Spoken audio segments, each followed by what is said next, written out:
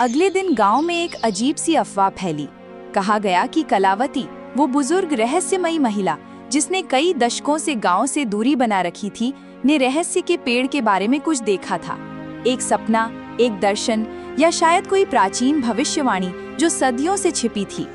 रामू और शेखर दोनों ही उत्सुकता से भरे उसके घर गए। कलावती का घर गांव के एक कोने में था, जहां सन्नाटा पसरा रहता था और चारों ओर सूखी जड़ी बूटियों की तेज अजीब सी गंध फैली हुई थी। उसके घर की दीवारों पर अजीबोगरीब नक्शे खुदे थे, जिनमें पुराने प्रतीकों और तारों की चाल का जिक्र था, और कोने में ताड़ के पत्ते पर लिखी जीर्ण शीर्ण पोथियां और प्राचीन किताबें बिखरी पड़ी थीं। हर चीज रहस्यमयी और पुरानी लग रही थी, जैसे वो किसी और समय से जुड़ी हो।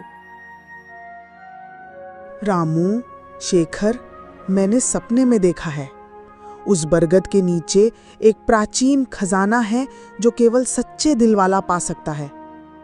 लेकिन सावधान, उस पेड़ की रक्षा एक बहुत पुरानी, शक्तिशाली, अदृश्य शक्ति करती है। वो शक्ति हर उस व्यक्ति पर कहर ढाती है जिसकी नीयत में खोट हो, जो लालच से भरा हो। उसके लिए पेड़ एक भयानक जाल बन जाता है जहां से कोई वापस नहीं लौटता। कलावती माँ, हमें वो खजाना चाहिए। बताओ क्या करना होगा। हम कुछ भी करेंगे। मैं अपनी जान भी दांव पर लगाने को तैयार हूँ। मुझे वो नक्शा मिला है, क्या वो सच है? कलावती ने एक पुरानी जीर्ण शीर्ण किताब निकाली, जिसके पन्ने पीले पड़ चुके थे और उन पर अजीब सी भाषा में कुछ लिखा था जिसे कोई नहीं पढ़ सकता था। इस किताब में लिखा है कि खजाने को पाने के लिए 3 चीजें चाहिए: साहस, विश्वास और बलिदान। लेकिन रास्ता धोखे और मायाजाल से भरा है। हर कदम पर परीक्षा होगी, हर मोड़ पर जाल बिछे होंगे जो तुम्हारी आत्मा को परखेंगे। उसने एक पन्ना दिखाया जिस पर एक जटिल प्रतीक बना हुआ था, जो शेखर के नक्शे पर बने प्रतीक जैसा ही था। ये प्रतीक हमें सही रास्ता दिखाएगा, लेकिन इसे समझना आसान नहीं। ये सिर्फ उन्हीं के लिए है जो इसे समझने के योग्य हैं। जो इस प्रतीक को समझेगा वही पहला कदम उठा पाएगा। उसने फिर वो पन्ना छिपा लिया। रामू को कलावती की बातों पर पूरी तरह यकीन नहीं हुआ। उसे लगा कि कलावती कोई खेल खेल रही है या उसे भ्रमित कर रही है। उसने पूछा, कलावती माँ, तुम्हें ये सब कैसे पता? क्या तुम हमें बेवकूफ बना रही हो या तुम हमें अपने किसी जाल में फंसाना चाहती हो? ये सिर्फ कहानियां हैं या कुछ और? रामू, सच्चाई को जानने के लिए साहस चाहिए और मुझ पर विश्वास करने के लिए भी। अगर तुम तैयार हो और तुम्हारी नीयत साफ है तो आज रात हम पेड़ के पास जाएंगे। वहां तुम्हें पहला संकेत मिलेगा, एक ऐसा संकेत जो तुम्हें बताएगा कि तुम सही रास्ते पर हो या नहीं, और तुम्हारे सामने पहली पहेली आएगी। कलावती ने फिर से उस पन्ने पर हाथ रखा जिस पर प्रतीक बना था, और एक पल के लिए उसकी आंखों में एक अजीब सी चमक आई, जैसे वो कोई गहरा रहस्य छिपा रही हो या वो खुद उस रहस्य का हिस्सा हो। रामू को लगा कि उसने कुछ और भी छिपाया है, कुछ ऐसा जो इस कहानी को पूरी तरह बदल सकता है। क्या कलावती शेखर के नक्शे के बारे में जानती थी? कलावती की बातों में कितनी सच्चाई थी? क्या वो वाकई खजाना ढूंढने में मदद करना चाहती थी या उसका कोई और मकसद था? क्या वो कोई रहस्य छिपा रही थी, और अगर हाँ तो क्यों? क्या वो इस खजाने के बारे में पहले से जानती थी या वो इस पेड़ से जुड़ी किसी प्राचीन परंपरा का हिस्सा थी? शेखर का नक्शा कितना सही था? रामू, शेखर और कलावती ने रात को पेड़ के पास जाने की योजना बनाई। सूरज को इसकी भनक लग गई क्योंकि उसके जासूस पूरे गांव में फैले हुए थे, जो उसे हर छोटी बड़ी खबर देते थे। वह चुपके से उनके पीछे चल दिया।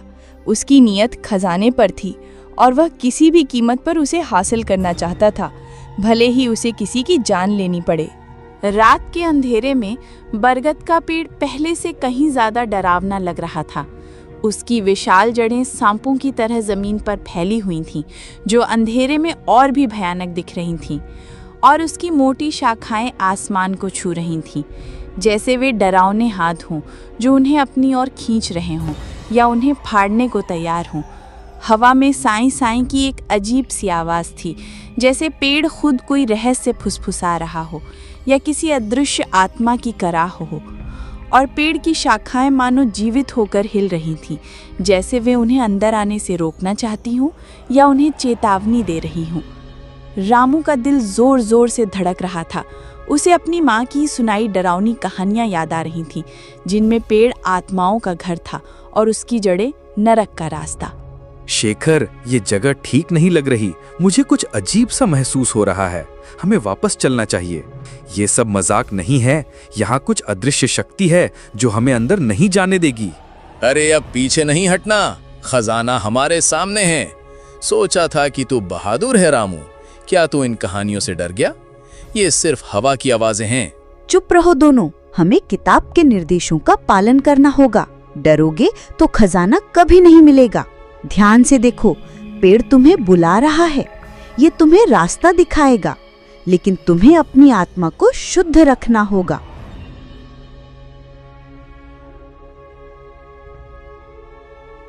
कलावती ने अपनी जीर्ण शीर्ण किताब खोली और एक पुराना जटिल मंत्र पढ़ा, जिसकी भाषा किसी को समझ नहीं आ रही थी, लेकिन उसकी गूंज दिल को कंपा रही थी।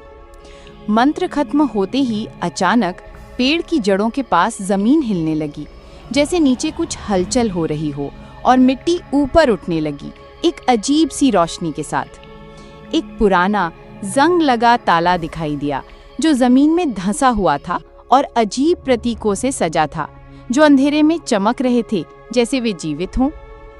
देखा रामू, मैंने कहा था ना, खजाना यही है। हम अमीर बनने वाले हैं। हम सब मुसीबतों से बाहर निकल जाएंगे।